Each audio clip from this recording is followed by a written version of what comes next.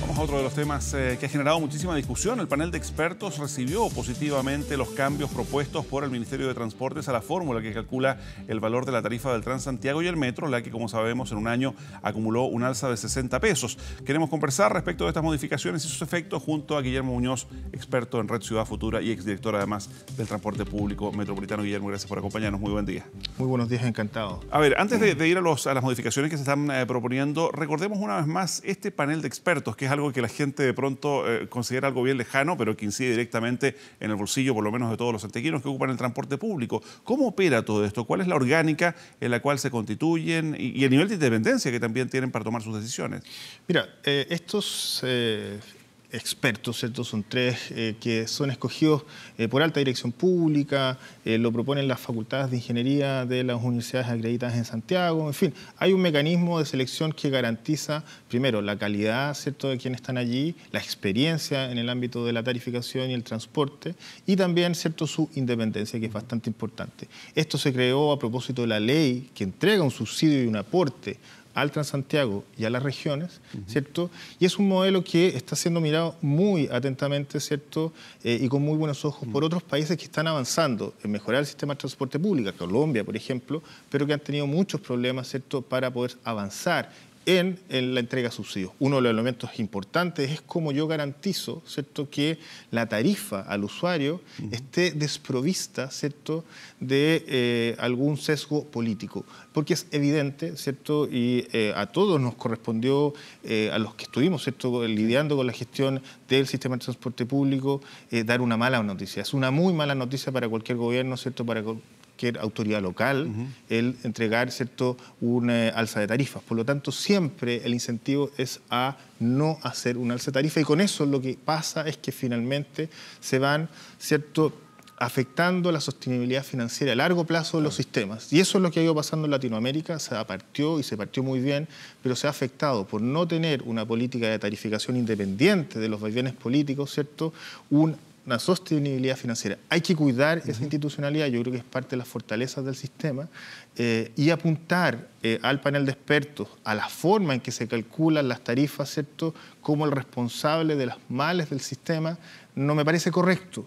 Creo que vamos justamente a eso, digamos, ¿cómo se calcula? Porque la gente sigue de verdad con cierta sorpresa todo lo que ha ocurrido, porque nos dicen, el precio de la tarifa del Transantiago se calcula sobre la base del valor del dólar, del valor del combustible, del valor de los repuestos muchas veces, y al menos dos de esos tres indicadores han estado bajando, digamos. Ha bajado tanto el valor del combustible como también, lo hemos visto en este último tiempo, el valor del dólar. Y hay quienes se preguntan, bueno, pero ¿cómo si bajan dos de los tres aumenta el valor de la tarifa? Es una pregunta que es súper legítima, ¿cierto?, y muy razonable que uno se la haga. Pero puesto en el contexto en que tenemos una institucionalidad que nos permite garantizar una independencia en la fijación de tarifas respecto del vaivén político, como yo lo decía, y tener algunos criterios técnicos, vamos a los criterios técnicos.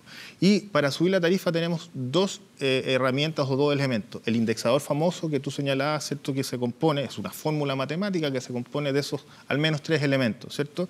Y por otro lado, el panel también tiene que ir mirando el nivel de gastos del sistema y el nivel de ingresos del sistema. Cuando uno hace una inversión para mejorar la calidad del sistema, eso cuesta plata, ¿cierto?, y por lo tanto aumentan los costos. Tiene que venir emparejado con una inyección de recursos, aumentar el subsidio, o, ¿cierto?, aumentar los ingresos vía la tarifa. Y eso es lo que el panel cuida, ese equilibrio. Si es que no se mantiene ese equilibrio, se empieza a generar un déficit, una bola de nieve que es difícil de materializar.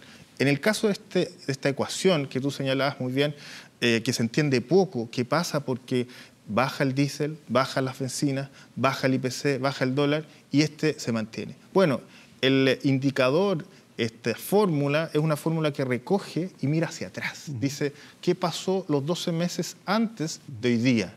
Y calculado ese promedio de 12 meses, ¿cierto?, dice, entonces me toca o no me toca subir tarifa. Es como una locomotora. Perdón, es que a propósito de eso mismo, hay quienes apuntan a que ya habían subido en dos ocasiones anteriores durante el año, digamos, y esta viene a ser la tercera en definitiva. Claro, viene a caer los primeros días del 2019, pero en definitiva recoge el año anterior. 60 pesos, decíamos, subió la tarifa en el curso de un año. Ya, pero ojo, de esos 60 pesos, 30 corresponden al primer mecanismo que yo te señalaba.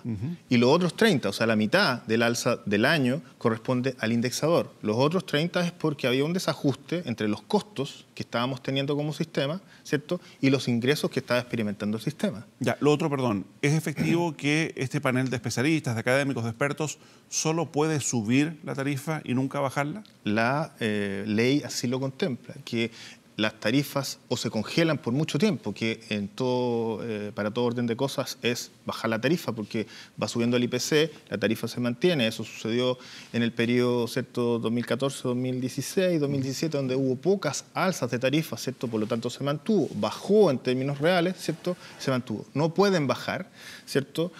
Hay una búsqueda con estos 12 meses que se establecieron ese polinomio, que tiene fecha, ¿cierto?, de diseño, el año 2013, una estabilidad del sistema. No es bueno tampoco que todos los meses la gente esté preguntándose, bueno, hoy día eran 10 pesos más, 10 pesos menos, ¿cierto? Hay que tener una cierta estabilidad. Es bueno para el usuario el saber con cierta proyección cuál es la tarifa a la que se va a enfrentar el sistema de transporte público. Yo creo que ese es un valor que hay que rescatar. ¿Hay que mejorar? Sí, hay que mejorar. Nosotros dejamos... Ya vamos a ir al tema de la mejora, pero la última respecto de la institucionalidad, digamos. El panel de expertos, las decisiones que toma, las tarifas, no es una proposición, es algo que la autoridad de turno tiene que aplicar. De nuevo vamos a los dos casos. En el caso A, en el que uno mira los ingresos y los costos, la autoridad puede decir de dónde va a sacar los recursos, inyectar esos recursos y evitar un alza. Entonces, no es mandatorio lo que el panel de expertos señale. En el caso B, del indexador, de esta formulita, diésel, IPC, dólar, qué sé yo, mano de obra, es obligatorio. O sea, el acta que se señala del panel de expertos corresponde subir la tarifa en 10 pesos.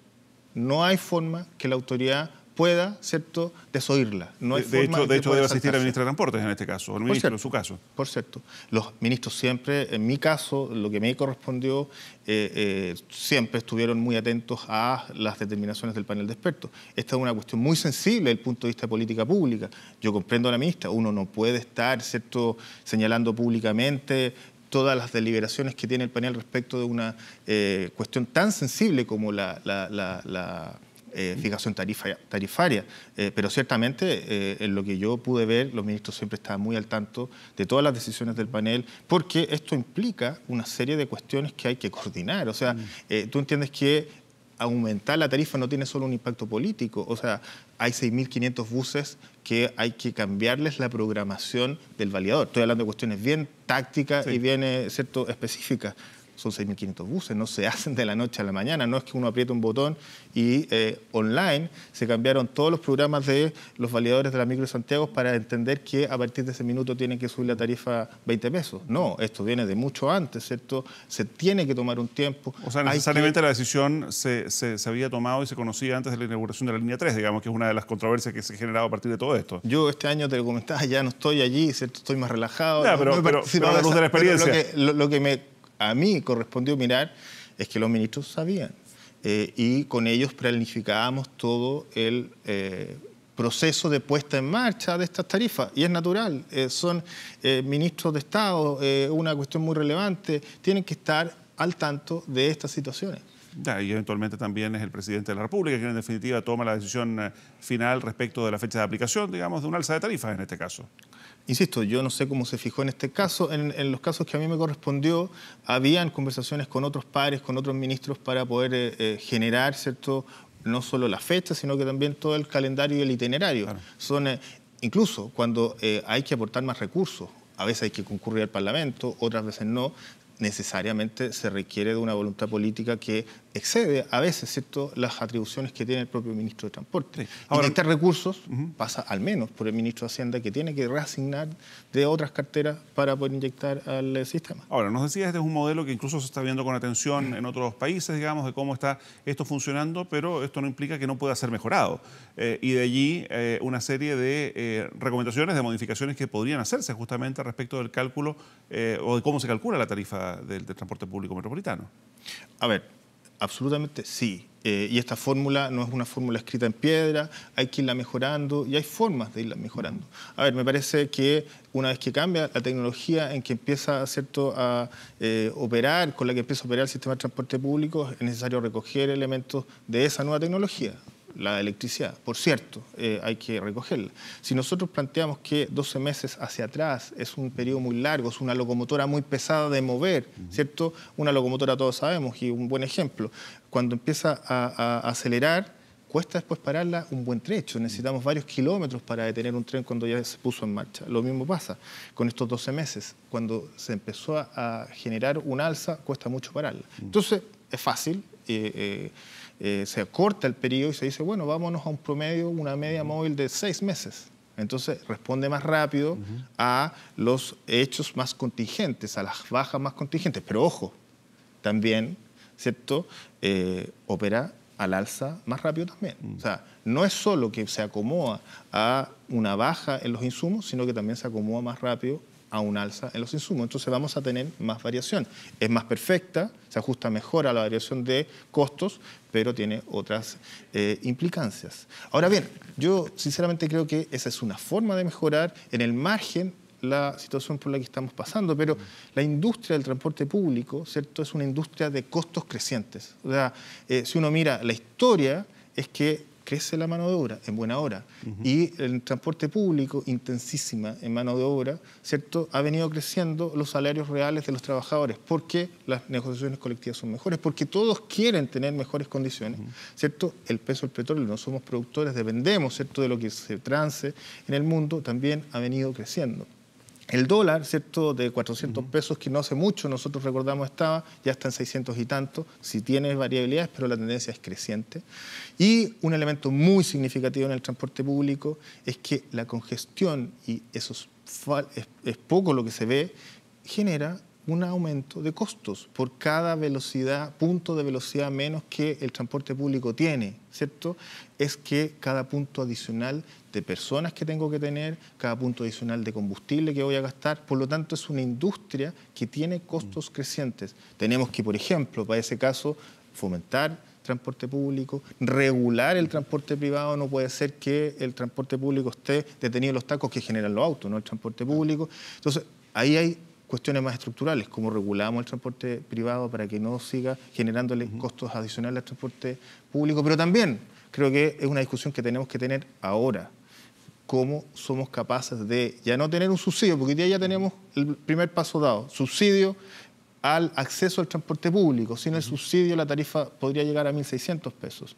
Pero así todo, con el aporte que el Estado hace a todo, ¿cierto?, el sistema de transporte público, hay gente que dentro de ese total, de esos 2,5 millones de personas, el decil 1 y 2, ¿cierto?, se ven mucho más afectados. El decil 1 y 2, ¿cierto?, gastan en transporte público y son usuarios cautivos del transporte público cerca de y más del 20% de su salario en movilizarse. Es una brutalidad. Desde ese punto de vista también hay quienes han advertido que cada aumento en la tarifa de transporte público genera también un aumento en la evasión. Desde tu experiencia, digamos, ¿es eso efectivo? ¿Hay datos, digamos, concretos respecto de aquello? Una correlación brutal. Y esto también es parte de la teoría económica. Cuando suben los precios, baja la disponibilidad de pago, baja el consumo. El transporte no se puede dejar de consumir porque yo tengo que ir sí o sí a mi colegio, a mi trabajo, a divertirme. Necesito el transporte público, por lo tanto, la forma de dejar de consumir cuando ya tengo una restricción de ingresos es evadir. Entonces, el evadir para los deciles 1 y 2 no es una opción, es una obligación. Si todos aquí hiciéramos el ejercicio de destinar el 30% de nuestro salario a transporte, aquí rápidamente decimos, es una brutalidad. O sea, no me alcanza, no puedo. Entonces, allí lo que debe hacerse es una política enfocada a ese segmento, ¿cierto? Entonces, ¿cómo generamos una política que nos lleve a una tarifa social, a reconocer ese hecho? No puede ser que hayan ciudadanos que, a pesar del subsidio general, estén de esa manera impactados. Ya, pero es que en esa política que tú llamas de subsidio social puede terminar dándose el caso, como ha ocurrido en otros lados, que las personas se mantienen o falsean, digamos, sus datos socioeconómicos con tal de no dejar de recibir el subsidio, por ejemplo.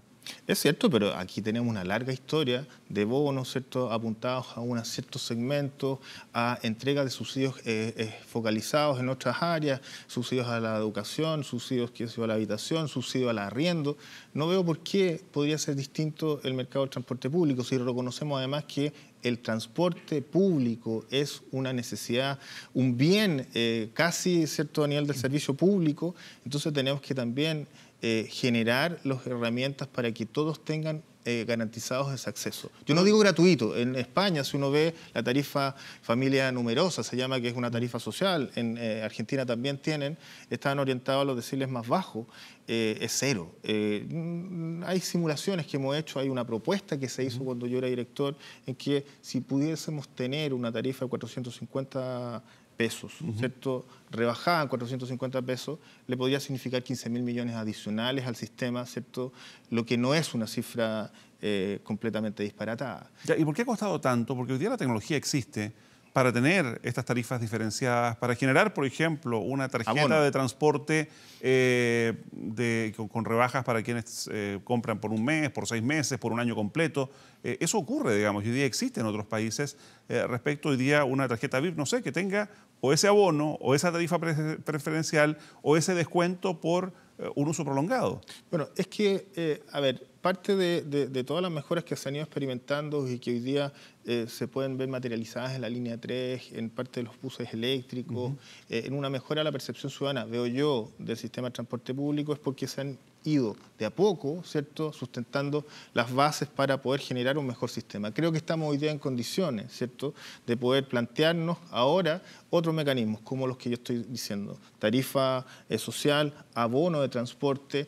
Eso estaba planteado, hay una propuesta, como digo, que hicimos, estaba planteado en el marco de la nueva licitación de servicios de buses, que iba a cambiar un poco el marco sobre el cual estaba sustentado, marco contractual, estaba sustentado el sistema de contratos con los buses, y también el sistema tecnológico sobre el cual estaba sustentado, ¿cierto?, el sistema, la tarjeta VIP y todo el tema.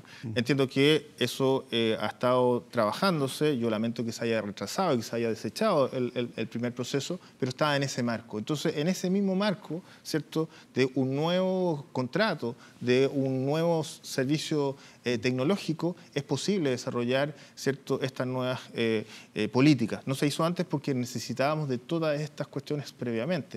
Modificar la base contractual, modificar también el soporte tecnológico. Entiendo que hoy día va el sistema a extender los contratos actuales de sonda, ¿cierto? Y entiendo que esa extensión de contratos por 5 años vienen con una mejora tecnológica. Entonces, creo que es preciso que discutamos respecto de estos elementos. Tenemos una tarifa que es plana y que fue hecha para los primeros días del Transantiago, donde todo el mundo viajaba igual. Hoy día es distinto. Hay gente que es... Bueno. Guillermo, perdón, y ya que estamos hablando de modificaciones y de mejoras, cada vez que uno habla de transporte metropolitano, del transporte santiaguino, hay 2/3 partes del país que reclaman, digamos, y que dicen acá en Concepción Talcahuano, en Viña Valparaíso, en diferentes localidades tenemos buses de los años 80, en algunos casos extremos, no nos llegan los beneficios que les están llegando a los capitalinos, entendemos que ahí está concentrada la población, pero ¿qué pasa con los fondos de espejo? ¿Qué pasa con esos recursos que debieran haber llegado para transporte de norte a sur de nuestro país, tal como están llegando aquí a Santiago? Es necesario que se gasten en transporte y se gasten en transporte público. Creo yo, ya un consenso técnico y político que efectivamente en regiones se ha ido retrasando la modernidad, se ha ido retrasando los proyectos de transformación en el ámbito del transporte público. La ministra nos decía que los recursos que efectivamente siguen llegando se utilizan en otras cosas finalmente. Ha habido avances significativos. Si uno pregunta a cualquiera de las personas de las zonas aisladas, ¿cierto?, cómo eran sus posibilidades de traslados que tenían previo al fondo espejo y lo que tienen hoy día es del cielo a la tierra. Hoy día hay buses, hay barcazas, hay un montón de elementos que se están subsidiando día a día con los fondos espejos del Pero también hay algunas zonas que se han ido quedando atrás. Pero sobre todo en transporte urbano. Ojo, el transporte de zonas aisladas creo que hoy día ha sido muy beneficiado, ¿cierto? Las islas de Chiloé, la 10ª región, la región de los ríos, ha permitido que zonas muy alejadas cuenten con transporte y eso creo que hay que felicitarse. Pero si uno va a las capitales regionales, ni siquiera estoy pensando en las ciudades más pequeñas, si uno va a las capitales regionales, ¿cierto? Valparaíso, y yo diría que Valparaíso tiene un sistema bastante mejor. Yo pienso en Temuco. Yo pienso en Puerto Montt, yo pienso en Antofagasta, en Coquimbo La Serena. Perdón, incluso aquí en la región metropolitana la gente de Melipilla se queja amargamente, digamos, por el costo que tienen y la calidad del transporte que reciben. Y lo otro es los servicios rurales. Entonces, creo que nos cuesta no mucho, ¿cierto?